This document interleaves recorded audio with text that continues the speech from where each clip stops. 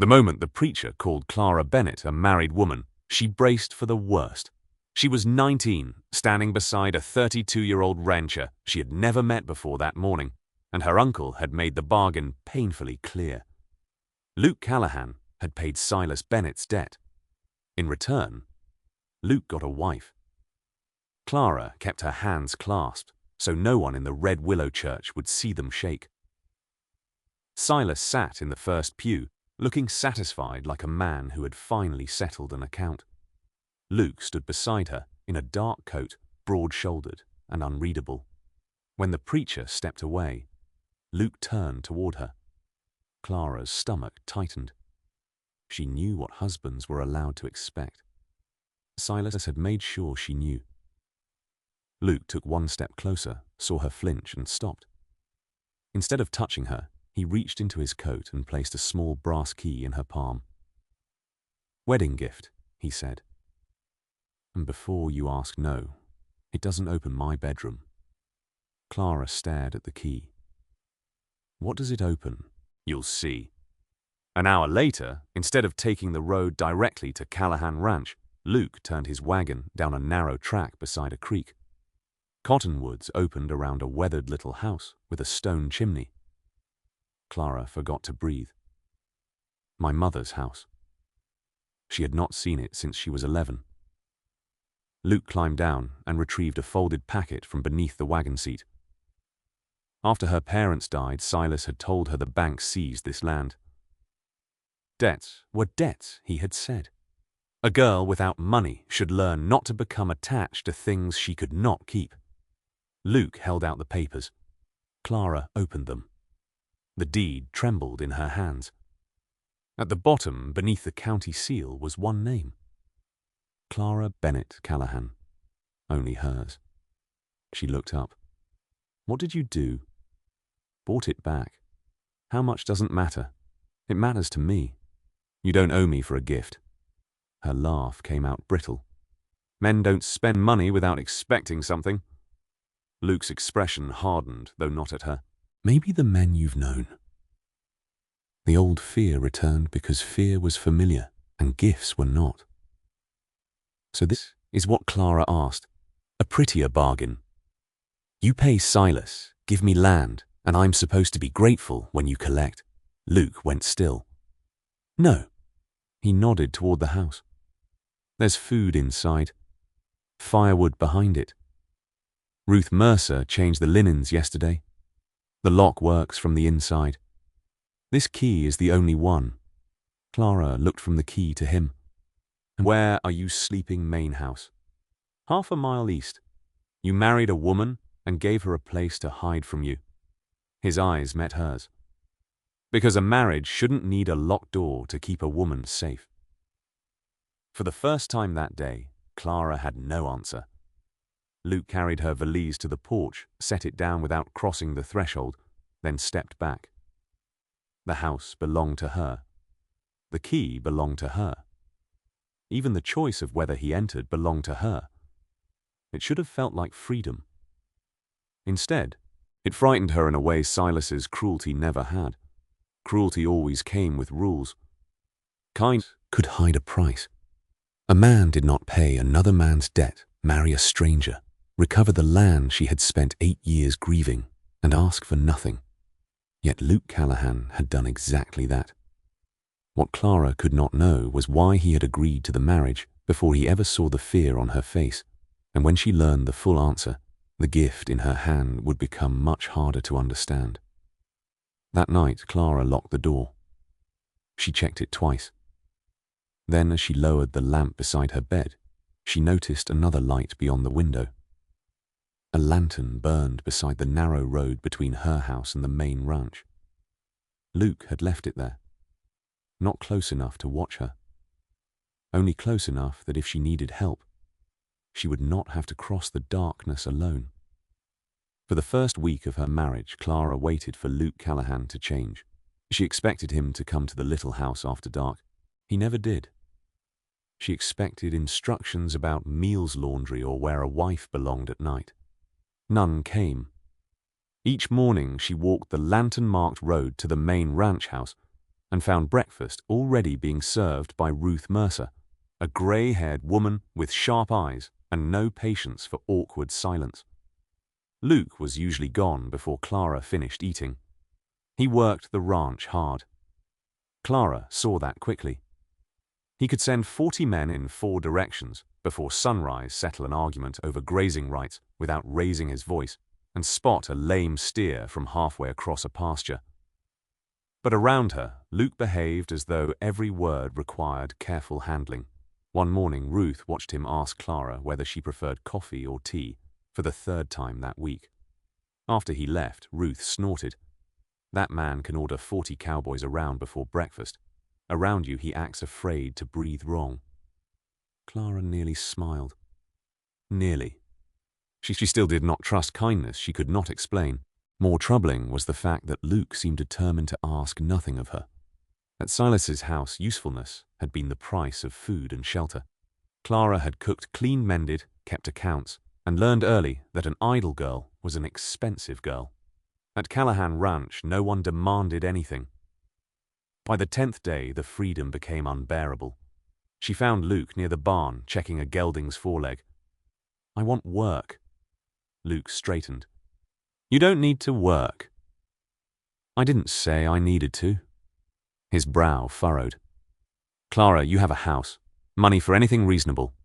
You're not required to earn your place here." The words struck harder than he intended. "My place? That isn't what I meant." "You decided I shouldn't work before asking whether I wanted to." Luke opened his mouth. Clara pulled the brass key from her pocket and held it between them. "You gave me a key, Luke. Don't turn around and decide which doors I'm allowed to open." Silence stretched across the barn aisle. Then Luke lowered his gaze. "You're right." Clara had prepared herself for argument, not surrender. Luke rubbed a hand across his jaw. "What work do you want?" She hesitated. No one had ever asked her that either. By afternoon, she was sitting beside Ruth in the pantry, with 3 ledgers open across the table. Ruth managed food stores, household supplies, and half the ranch purchases, whenever Luke was too busy to inspect them himself. Clara understood numbers. More importantly, numbers behaved. They did not call you ungrateful. They did not change their rules depending on their temper. After 2 days, Clara noticed something strange. The ranch had supposedly purchased enough winter feed for nearly twice the cattle listed in Luke's herd records. She checked again, then a 3rd time. 3 invoices from the same merchant showed prices far above every previous purchase. Clara carried the books to Luke's office. "These are wrong." Luke glanced over the page. "Ruth sometimes records deliveries late. Not this." He looked again. "Could be an adding error." Clara's spine stiffened. "You think I added it wrong?" "I think it's possible." She pulled 2 older ledgers from beneath her arm and dropped them onto his desk. This supplier charged $12 a ton in May, 13 in June, and 21 in July. The quantity supposedly delivered in July would require 6 freight wagons. Eli signed in only 3 that week. Luke's expression changed. Clara opened another page. "And these 2 invoices use different handwriting for the same merchant's signature." Luke sat back. For several seconds he said nothing. Then he pushed the entire stack of purchasing records toward her. "Check all of them." Clara stared at the books. Every purchase from the last year.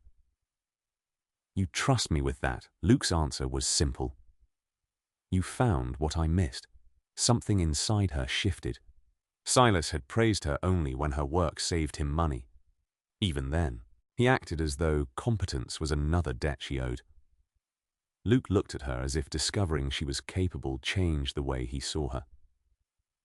Not more useful. More important. A few days later, Clara was in the corral with a bay mare named Willow when Luke approached. "You know horses, my father taught me." "Then you've been pretending not to." "I've been watching." Luke nodded toward the saddle. Want to ride, Clara did. Luke adjusted one stirrup, then paused before touching her boot. May I? The question startled her more than the touch would have. She nodded. His fingers moved the leather strap quickly and withdrew. Later, when Willow shied at a flapping gait, Luke reached toward Clara's waist, stopped himself, and asked again before steadying her. By the end of the ride, Clara realized she had spent an entire hour beside her husband without once wondering how far away the nearest locked door was. That frightened her almost as much as trusting him. That evening, she returned to the little house carrying another stack of old account books. One ledger dated back several years. Clara opened it beside the lamp and traced a list of property transactions related to the land surrounding Callahan Ranch. Halfway down the page, her hand stopped. There was the parcel number for her mother's house. Beside it was the name of the previous seller, Silas Bennett. Clara read it twice, then a third time. The bank had never taken her mother's land.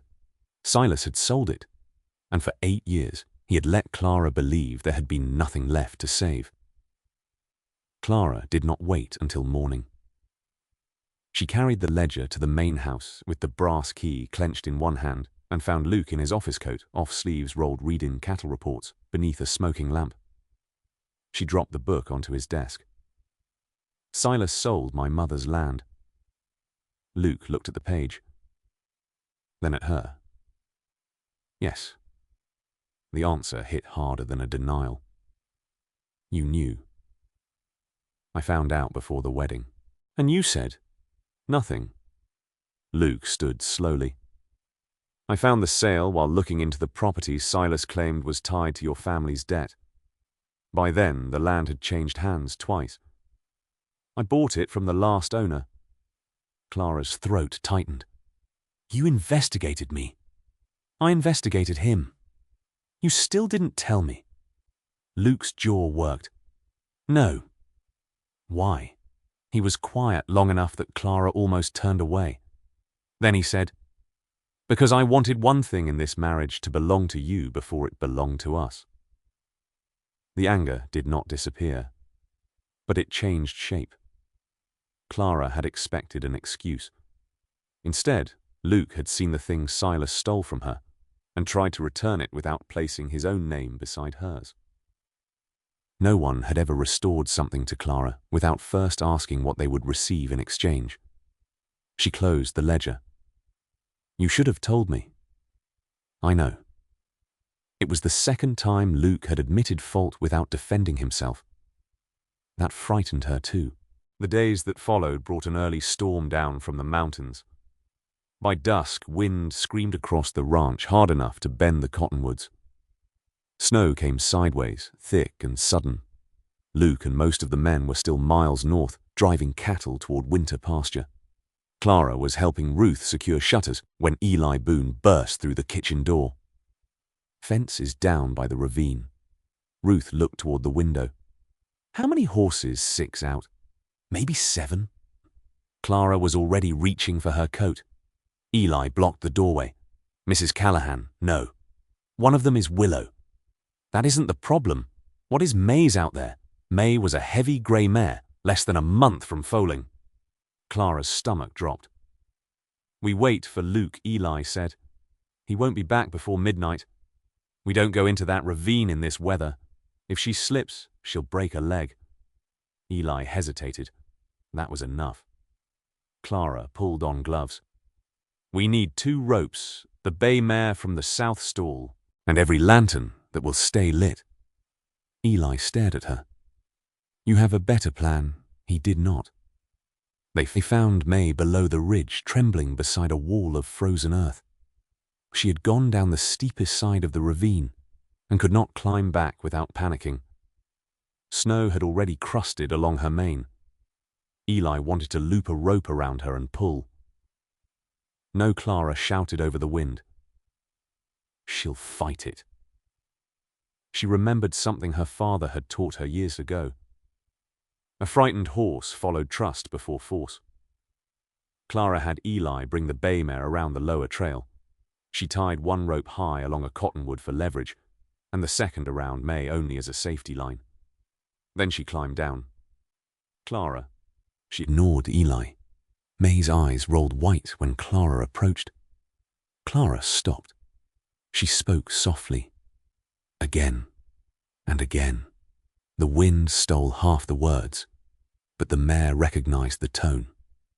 When May finally lowered her head, Clara took the lead rope and began walking beside her toward the bay mare waiting above. One step, then another. May slipped once. Eli and two ranch hands held the safety rope tight. Clara never released the lead. By the time they reached level ground, her hands were numb and her skirts were soaked through. But May was alive. Luke returned after midnight. He came through the barn door with ice in his hair and a cut across one cheek.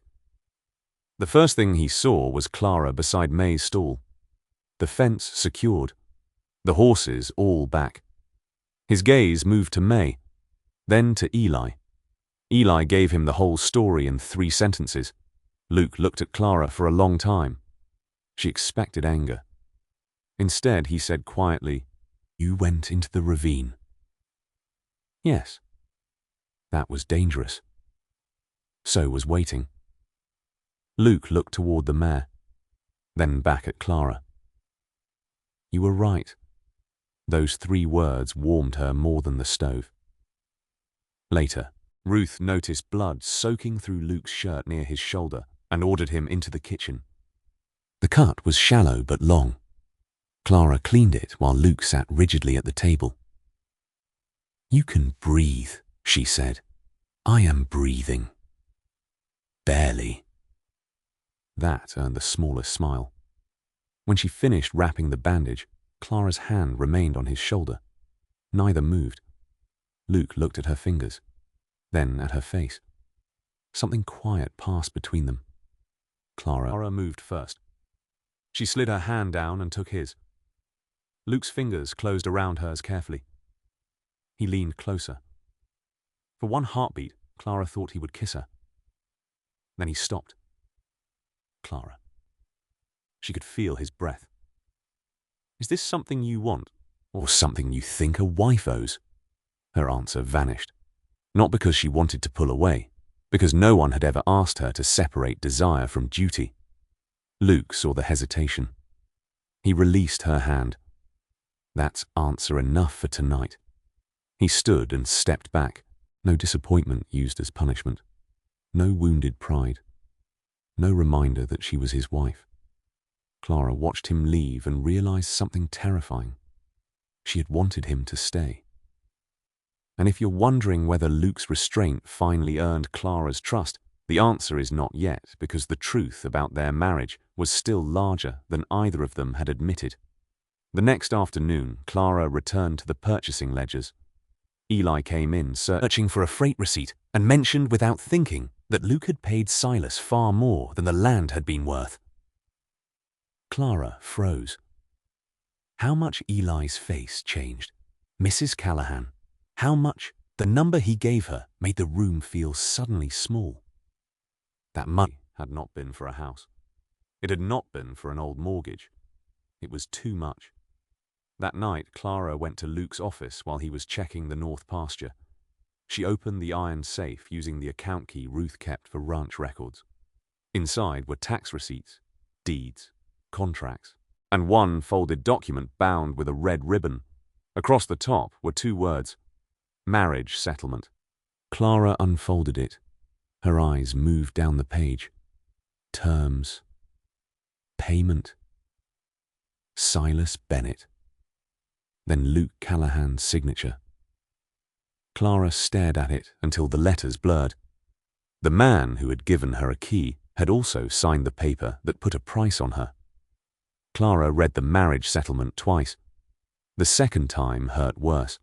Silas Bennett would transfer guardianship and approve the marriage. Luke Callahan would assume the debts attached to Clara's household, and Silas would receive a sum large enough to buy a herd of cattle. Her name appeared throughout the document as if she were land livestock or collateral. At the bottom was Luke's signature. Clara waited in his office until he returned. When Luke opened the door and saw the papers in her hands, he stopped. No explanation came quickly enough. Clara held up the contract. "How much did I cost you?" Luke's face tightened. "Clara, how much?" He closed the door behind him. "The payment wasn't for you." "Then what was it for?" "Silas told me you agreed to the marriage. He said the money represented property and inheritance that should have been yours. And you believed him, at first." Clara laughed once without humor. "At first?" Luke stepped closer, then caught himself and remained where he was. "I knew something was wrong when I saw you at the church." The words landed like a blow. Clara went still. "You knew at that altar." Luke did not answer. He did not need to. "You saw me terrified." "Yes. You knew I hadn't chosen it. I suspected. And you married me anyway." Luke's jaw tightened. "Yes." The admission stripped away every defense Clara had hoped he might offer. "Why?" "Because if I stopped it publicly, Silas could have taken you back before I knew how to prevent it. He still controlled your money, your legal affairs. Everything he claimed belonged to your family. I thought, if the marriage happened, at least you'd be out of his house." "You thought?" "I did. You decided." Luke looked down. "Yes." The brass key felt heavy in Clara's pocket. "You keep doing that." His eyes rose. "You decide what's safest. You decide what I need. You decide what I should know and when I should know it. I was trying to protect you. So was Silas." Luke flinched. Clara hated that the comparison was cruel. She hated more that part of it was true. "Silas controlled me because it benefited him," she said. "You control things because you're afraid something will happen to me." "The reason is different, Luke. But I'm still the person no one asks." For once, Luke had nothing to say. Clara took the key from her pocket. "I need to go." His face changed. "We're my house." Luke looked toward the dark window. "It's late." "Don't." He stopped. Clara closed her fingers around the key. "This is exactly what I'm talking about." Luke took one step back. "All right. That hurt too." She had expected him to argue. Instead, he opened the office door. Clara walked the half-mile alone. The lantern still burned beside the road. She almost wished it did not. For 3 days, she stayed at the little house. She worked during daylight in the ranch office, but spoke to Luke only about accounts. He did not force conversation. He did not enter her house. He did not ask Ruth to persuade her. Then Silas Bennett came to Red Willow. Clara saw his wagon outside the ranch house and felt 19 years old in the worst possible way. Silas entered Luke's office carrying a leather case and smiling like a man arriving to collect what belonged to him. "The land transfer is invalid," he announced. Luke's voice went flat. "Try again. Clara was under my guardianship when the earlier claims were settled. Several signatures tied to that parcel can be challenged." Clara stepped through the doorway. Silas's smile sharpened. "There she is." Luke moved instinctively between them. Clara caught his sleeve. "Beside me." Luke looked at her. Then he moved. "Not in front. Beside." Silas noticed. "You think that changes anything?" he asked. "I can drag this into court for months, maybe years. Everyone in Wyoming will hear how Luke Callahan paid a guardian to marry a frightened 19-year-old. Luke's hands curled. Silas continued. "Callahan has a major cattle contract coming due. Buyers don't like scandal." Clara watched his face as he spoke. Not Luke's, Silas's. There was too much confidence there. Too much knowledge of Callahan Ranch business. Then Clara remembered the invoices, the false signatures, the inflated feed prices. She turned toward Luke's desk. Which merchant handled the July feed orders? Luke frowned. Pritchard's Supply. Clara looked at Silas. His expression changed. Only for an instant. It was enough. She opened the ledger. 3 payments had gone to Pritchard's Supply. 2 corresponding receipts carried routing notes tied to a freight company Clara had seen elsewhere. Bennett Freight, Silas's old business name. Clara felt the pieces locked together. You've been stealing from this ranch? Silas laughed. Careful. Clara flipped another page. You sold my mother's property and kept the money. Then you invented debts around my inheritance. And now these invoices send money through a company you controlled. Luke stepped toward the ledger. Silas snapped the case shut. You don't know what you're reading. I know exactly what I'm reading. Luke reached for the contract papers. I can finish this.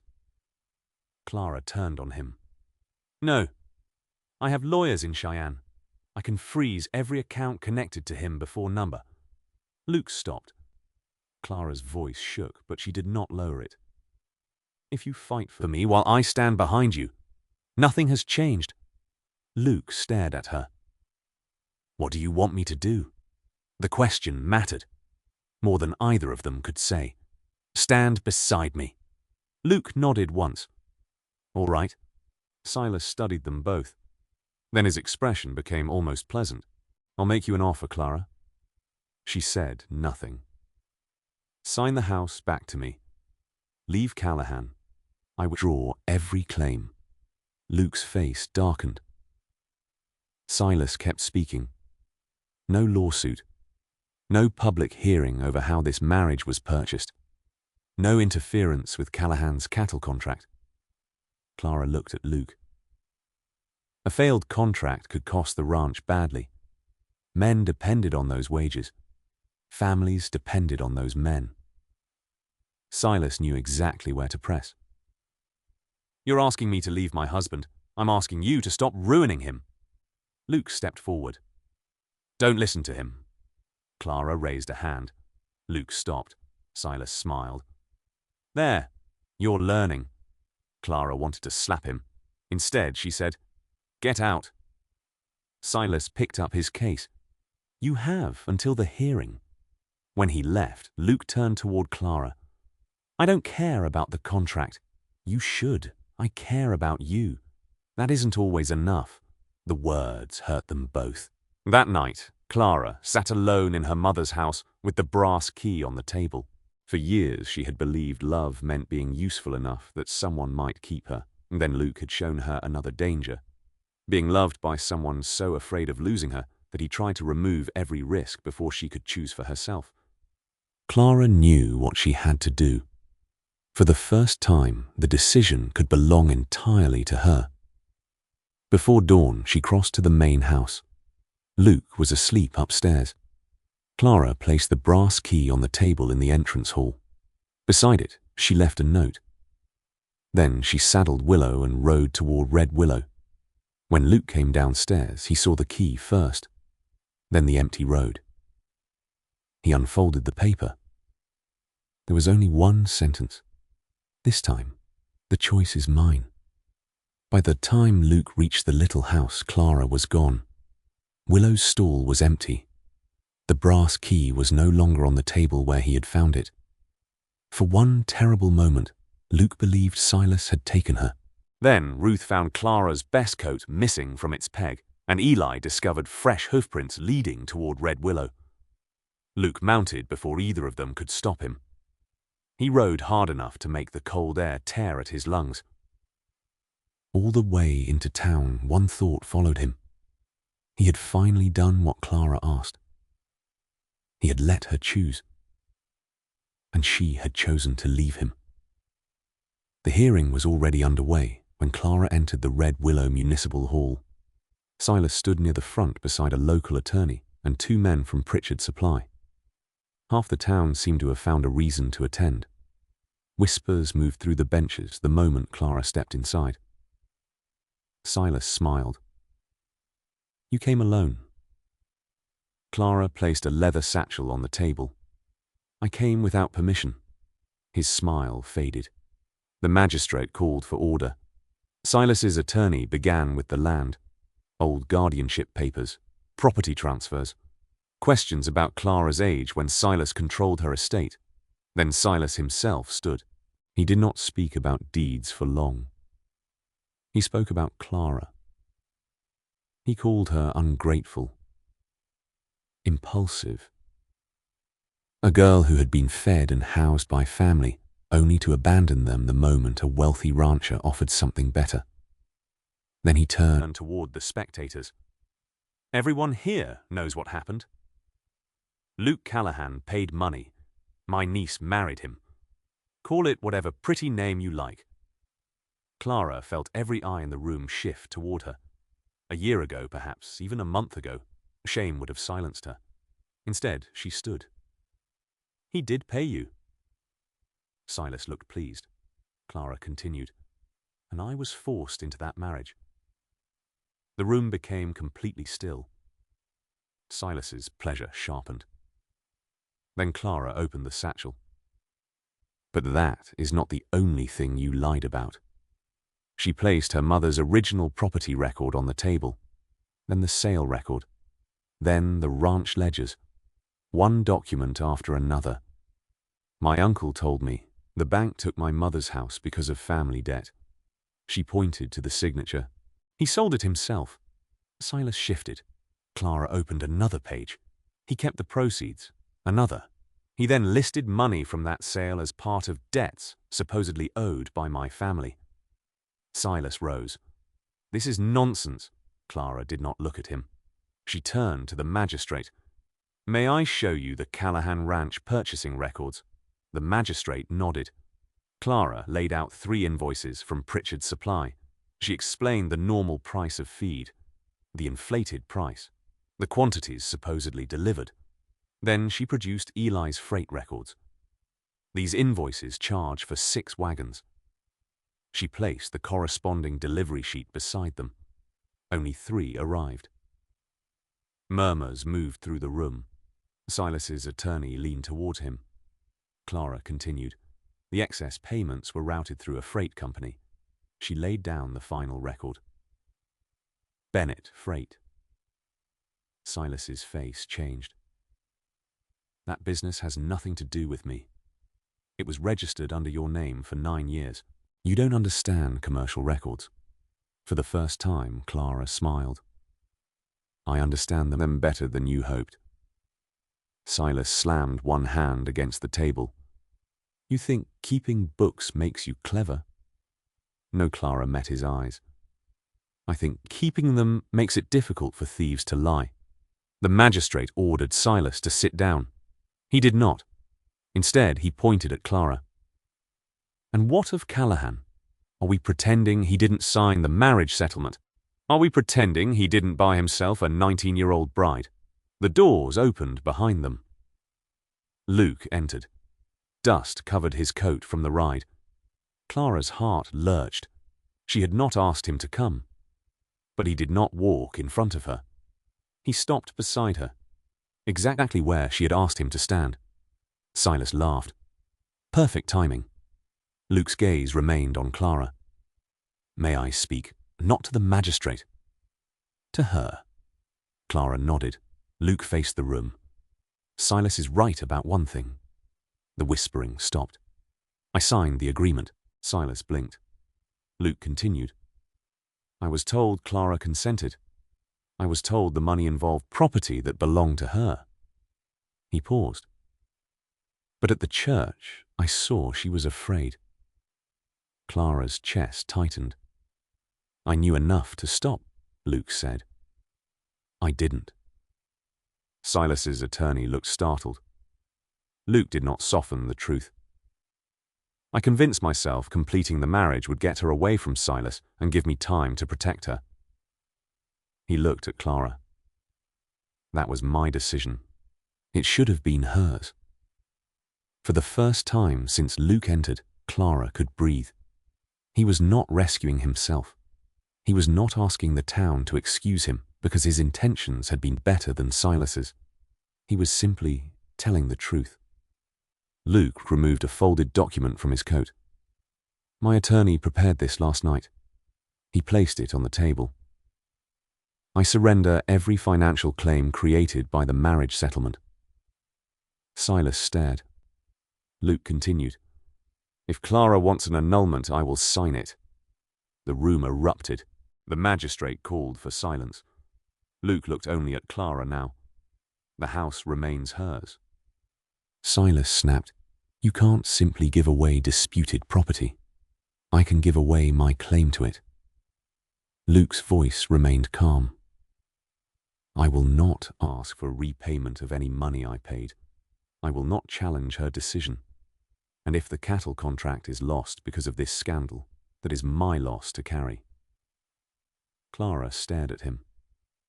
Luke had spent months trying to protect her from every possible cost. Now he was accepting the one cost he feared most: losing her. Silas turned toward Clara. You hear that he'll throw away half his business for you. Clara slowly reached into her pocket. Her fingers closed around the brass key. She walked toward Luke. His face gave nothing away, but she saw the tension in his shoulders. Clara held out the key. Luke looked down at it. Something in his eyes broke. He thought she was returning it. Clara placed the key in his palm. Then she folded his fingers around it. The first time you gave me a place, I could leave. Luke looked at her. Clara took his other hand. This time I'm asking you to come home with me. He did not move. Perhaps he did not trust what he had heard. Clara. The first marriage was Silas's choice. Her throat tightened. And partly yours. Luke lowered his eyes. Clara squeezed his hand. But this one is mine. The hall disappeared around them. Silas. The magistrate. The whispers. The contracts. None of it mattered for one suspended moment. Luke searched her face. You're sure Clara stepped closer? Completely. She kissed him. Not because a preacher had called them husband and wife. Not because Silas had signed something. Not because Luke had paid anything. Clara kissed him because she wanted to. Luke did not touch her until she leaned closer. Then one hand came carefully to her cheek. The kiss was brief, gentle, and entirely chosen. When Clara stepped back, Luke looked almost stunned. Behind them, Ruth's voice rose from somewhere among the spectators. Well, took you both long enough. Laughter broke the tension in the room. Even Clara smiled. The hearing was not finished. Silas still had questions to answer. The fraud still had to be proven formally. There would be lawyers, records, contracts, and consequences. But Clara no longer felt like the subject of somebody else's agreement. She stood beside Luke with the brass key between their joined hands. Once it had been proof that she could escape. Now it meant something greater. She could leave. And she was staying. By spring, the road between Clara's little house and the main ranch no longer carried a lantern every night. It did not need to. Clara knew the way. Silas Bennett's claims collapsed under the records Clara had brought to the hearing. The disputed transfers were reviewed, the fraudulent invoices were traced, and what remained of his control over Clara's property disappeared with them. There were penalties. There were lawyers. There were men in town who suddenly remembered they had never trusted Silas at all. Clara found she cared less about his punishment than she once imagined she would. For most of her life, Silas had occupied too much space in her mind. She had no intention of giving him any more. The small house beside the creek remained hers. That mattered. But instead of using it as a refuge, Clara turned the front room into an office. Ledgers filled one wall. Breeding records filled another. Invoices arrived addressed directly to Clara Callahan, and merchants who once assumed they should speak only to Luke learned quickly that ranch purchasing went through her. The first supplier who tried to overcharge them received his invoice back with 3 errors marked in red ink. He never tried again.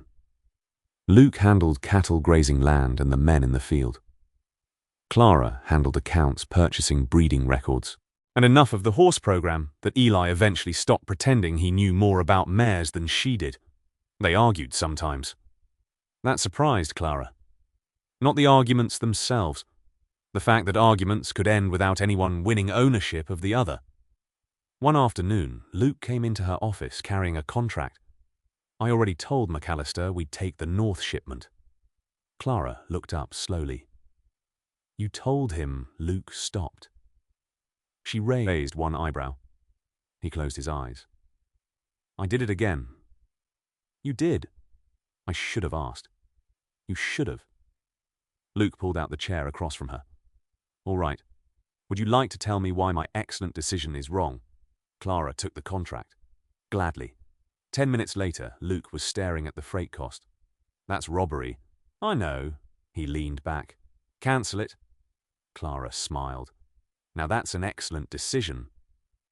Months earlier, Luke might have felt challenged. Now he laughed. That mattered too. Clara eventually moved most of her clothes into the main house. There was no announcement, no ceremony. One evening, she simply stayed. Then another. Then another. Her mother's house remained furnished, warm, and unmistakably hers. One morning, Luke stood beside her on its porch and looked over the creek. We could sell this parcel, he said. Add the money to the breeding program. No. Luke glanced at her. Clara expected the old instinct in him to ask whether she was afraid she might need somewhere to escape. He did not. Instead, he said, All right. She smiled. You don't want to know why I figured you'd tell me if you wanted me to know. That answer pleased her more than it should have. I do want you to know. Luke waited. Clara looked at the house. When you gave me this place, I thought its value was that I could run here. Luke's expression softened. And now I like knowing I don't have to. She slipped her hand into his. I can leave whenever I choose. Luke's fingers tightened gently around hers.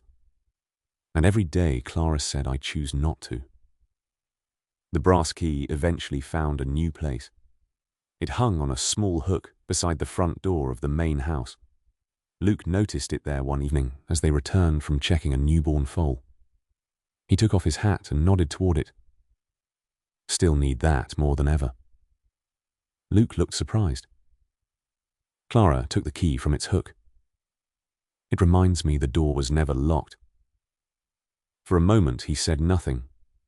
Then he kissed her forehead. Not because she belonged to him. Clara understood the difference now. Belonging to someone and belonging somewhere were not the same thing. One was possession. The other was choice. By late April, grass had returned to the low hills around Red Willow. Willow grazed near the creek with her winter coat almost gone, and the grey mare Clara had rescued during the storm stood nearby, with a strong-legged foal pressed against her side. Clara stood on the porch of her mother's house with an account book beneath one arm. From there, she could see the roof of the main ranch house beyond the cottonwoods. On her wedding day, that half-mile had seemed enormous. One house had been somewhere to escape. The other had belonged to a stranger who had become her husband before she ever chose him. Now both places belonged to her life. Luke stepped out of the main house in the distance. He spotted her across the field. He did not shout, Mrs. Callahan. He never did unless he was teasing her. He simply called Clara. She turned. Coming home, Clara looked down at the brass key in her hand. For years, she had believed her value came from what she could earn, repay, surrender, or become for someone else. Silas had treated her like a debt. Even Luke, in trying to save her, had once forgotten that freedom, given without choice, could still become another kind of cage. But he had learned. So had she. Clara closed her hand around the key. Then she looked toward the man waiting for her. I already am." Luke smiled. Clara crossed the field toward him, not because she had nowhere else to go, because she did, and she chose this road anyway. They entered the house together.